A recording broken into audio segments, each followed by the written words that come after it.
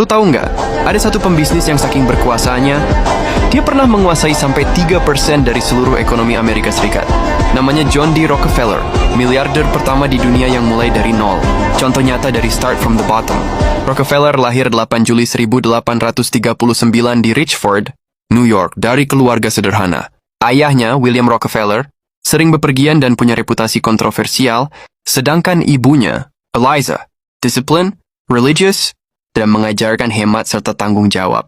Dari ibunya nih, Rockefeller belajar mencatat pengeluaran, menabung, dan menghargai kerja keras, nilai yang jadi dasar kesuksesan masa depannya. Waktu sangat muda, John mencari uang jajan dengan memelihara kalkun dan berjualan permen kepada anak-anak tetangga. Dia sudah punya insting bisnis sejak saat itu. Sejak remaja, Rockefeller sudah serius soal uang. Ia bekerja sebagai asisten akuntan, di mana ia belajar membaca laporan keuangan, menghitung keuntungan, dan mengatur bisnis secara efisien. Pekerjaan pertama ini membentuk mentalnya. Disiplin, teliti, dan fokus pada sistem, bukan keberuntungan semata. Tahun 1859, ketika minyak mulai ditemukan di Pennsylvania, banyak orang buru-buru jadi penambang. Tapi Rockefeller memilih jalur berbeda. Dia masuk ke penyulingan minyak, mengolah minyak mentah menjadi produk seperti kerosin. Strategi ini stabil dan memungkinkan kontrol kualitas. Ia fokus pada efisiensi produksi, pengelolaan distribusi, dan pembukuan rapi. Tahun 1870, Rockefeller mendirikan Standard Oil. Perusahaan ini cepat berkembang berkat strategi agresif. Menekan biaya produksi, membuat perjanjian rahasia dengan perusahaan kereta untuk tarif murah, dan membeli stok dan menyingkirkan pesaing. Dalam waktu singkat, Standard Oil menguasai hampir 90% industri minyak Amerika, menjadikannya perusahaan minyak terbesar pada zamannya. Dominasi ini menuai kritik.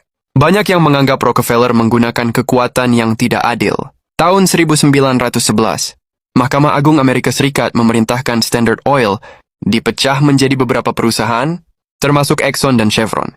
Ironisnya, pemecahan ini justru membuat Rockefeller makin kaya karena ia memiliki saham di semua perusahaan hasil pecahan tersebut. Kekayaannya mencapai ratusan miliar dolar jika dihitung sekarang, menjadikannya salah satu orang terkaya dalam sejarah. Kekayaan John D. Rockefeller pada puncaknya diperkirakan setara dengan 400 miliar dolar nilai mata uang saat ini jika disesuaikan dengan inflasi dan PDB.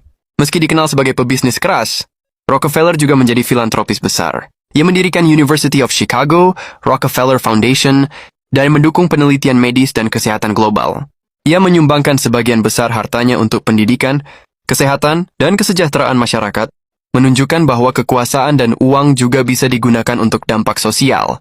Rockefeller hidup sederhana meski kaya raya. Ia disiplin, terorganisir, dan